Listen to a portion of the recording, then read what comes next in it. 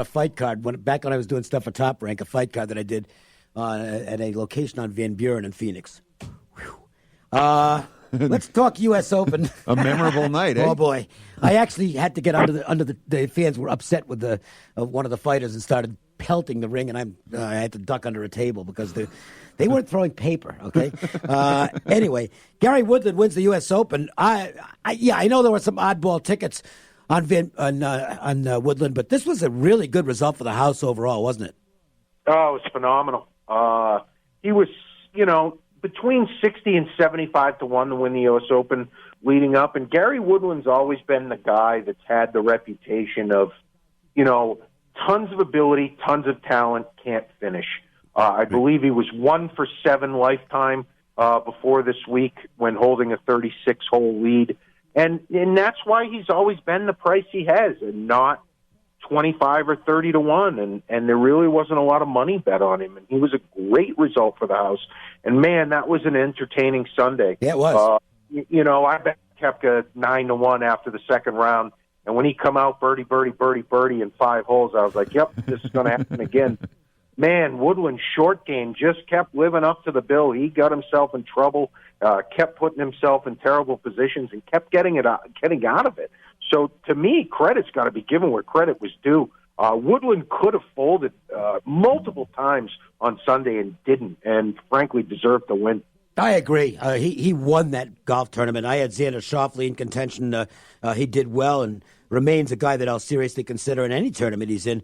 But not unhappy to see Woodland win. He's been a grinder, and I'm glad he got there.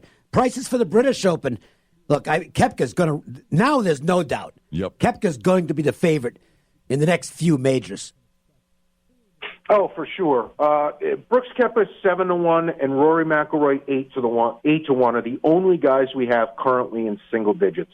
Rory is still taking money given his recent form, but historically speaking, he's not a great bad weather player. And until I see the forecast the week of the Open, I'm not rushing to back Rory McIlroy in this tournament. I'm happy to take him on. Koepka's not getting the usual love he gets at the window, and I think that's possibly due to his overall lack of form in the British Open.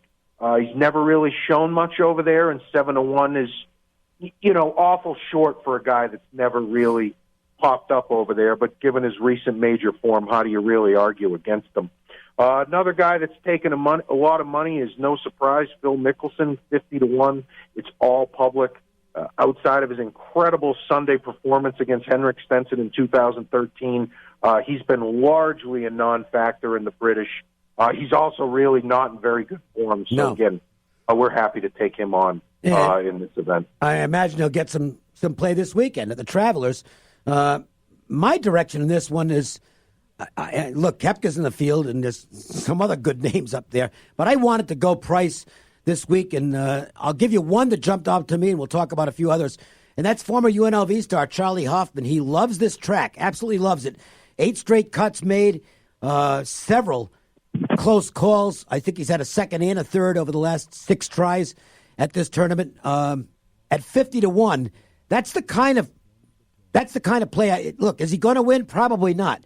But am I going to get some run for my 50 to 1? I think so, and that's what you're looking for at a big price. Yeah, I would agree with you, Dave. The Travelers is one of my favorite events of the season. It's a really short course, a little quirky, par 70, so only 2 par 5s.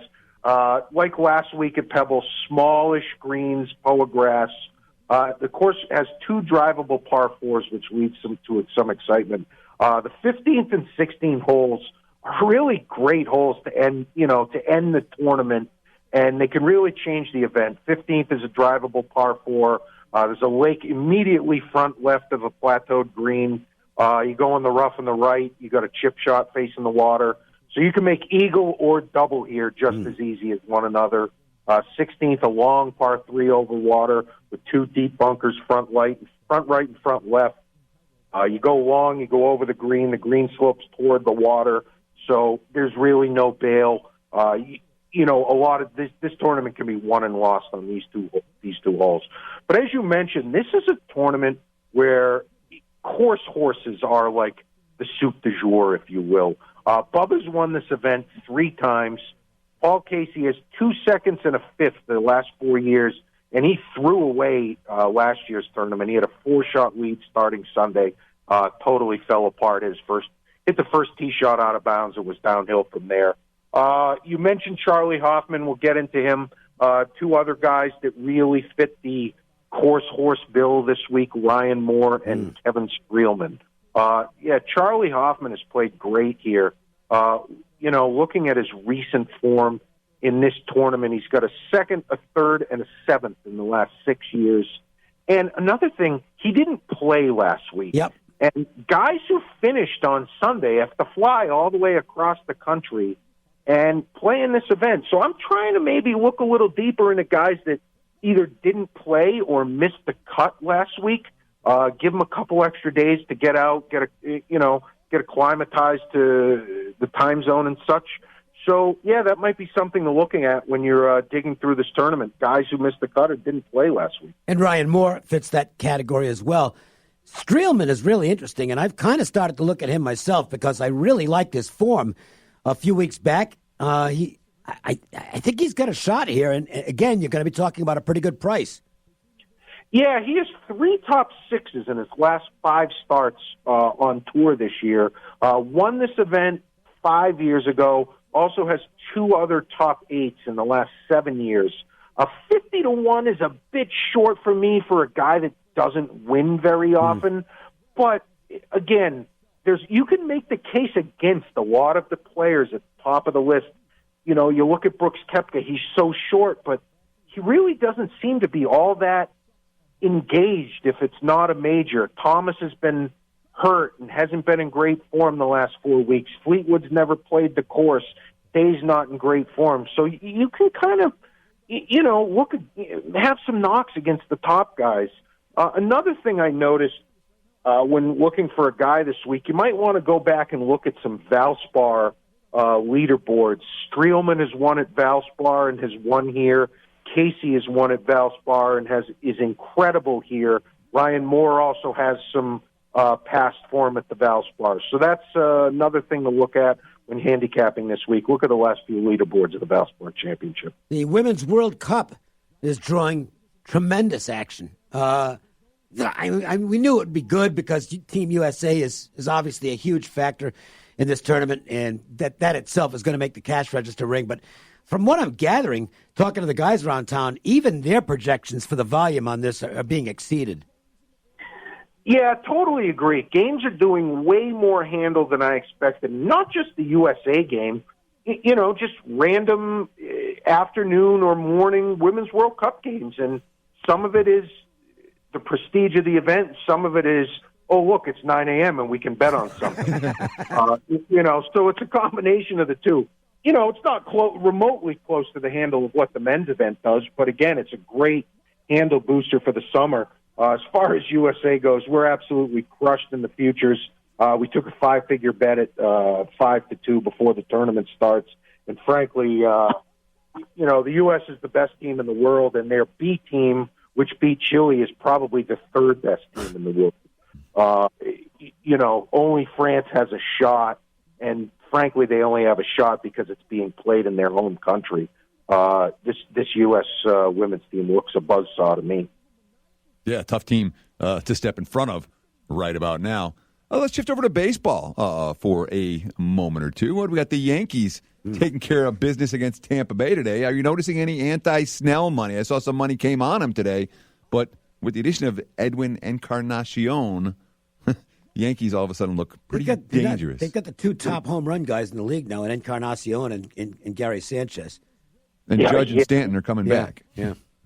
Yeah, the Yankees look real tough. Signing Edwin Encarnacion, we clicked them down a tiny bit in the futures. Judge coming back, Stanton coming back. This lineup is as scary as any. And frankly, I don't see anyone catching them to win the division. I know Tampa's only 2.5 back. Boston's only 6.5 back. But, hey, we still got 80 games to go.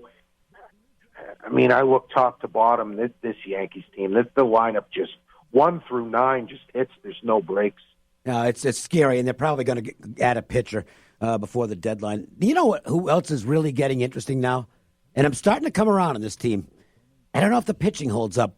The Angels have a good lineup. They can hit. Yeah, they can. And if they can keep their bodies on the field, which is always a question mark, they got a shot to make a move. They're not that far out of the wild card, and I think they're a serious player to get to the playoffs. They're an interesting case, like you said, Dave. They're only 2.5 out of the wild card behind Boston, and they have some nicks. We're still at 200-1 on them to win the World Series.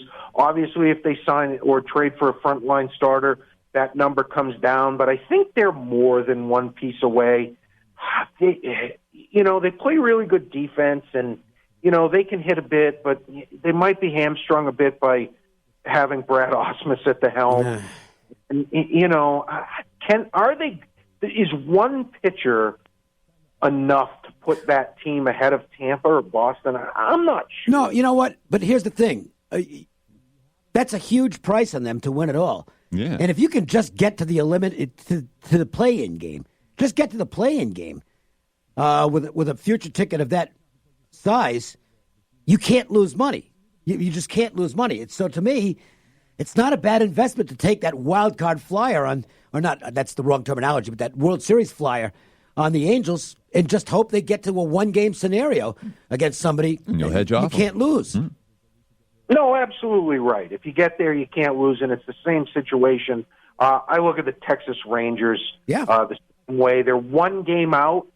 We've been 150-1 on Texas now for like 2 weeks, and we've had no takers. And I think a lot of that speaks to just how many runs this team gives up. And, frankly, you can win these 10-8 regular season games. It just doesn't happen in October. And, yeah, the Angels might be a little bit better built for the playoffs than the Rangers are, but again, they have to get there, and I think they're more than one piece away. Jeff, give me a couple of NFL props that Caesars Entertainment has available that look like fun for the bettors.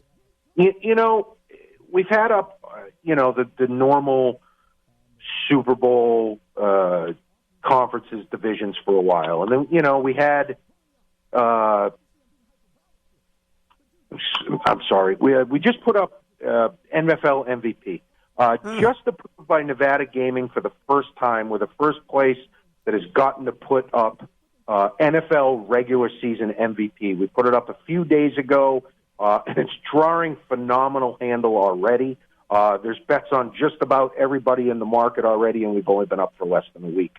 So if you want fun and different and new, bet on the 2019-2020 Pro Football MVP Award. I hadn't looked at that yet, but it won't take me long because we're going to a break, and I'm just going to punch up the app and take a look at the prices. And that's the beauty of having the app. I'm sitting here doing a radio show, and I can just use this spare finger right now, go to my Caesars app, and no, punch not up the that prices. spare finger, Dave. No, I would never use that finger for Caesars. It just makes life so easy having this app. Doesn't it? I mean, I have them all, and there's no reason why anyone shouldn't. You should get the Caesars app. And for those of you who don't want to go deal with strip traffic and getting in and out of these properties, just pull on into the Rio, park on the side. It's free. The sports book's close to the side door. It takes you 3-4 minutes. Put down a couple pieces of information, bring some cash, put it on your phone, Caesarsports.com. You can download the app there, simple as can be, and saves you countless time. I'm looking at it right now. Hey, if you're a Browns fan, Baker Mayfield plus 900. I mean, listen, if the Browns approach getting to the promised land, he's gonna be value at plus 900. I can tell you that. Well, sure. He's actually the second leading ticket count right now. Yeah. All Browns all the time in futures money. Browns to win the division is so far our biggest liability. It's unbelievable. The money hasn't stopped there. And as big a Browns fans as the books have been the last few years, that's going to do a 180 this football season. Yeah, you will not be Browns fans on a regular basis unless they get off to a miserable start and everyone starts betting against them. Caesars Entertainment all over town. Great shows, by the way. Just a phenomenal lineup of superstars coming to the different venues you have around town, especially at Caesars Palace. Oh, it's phenomenal. Seinfeld's coming back here now.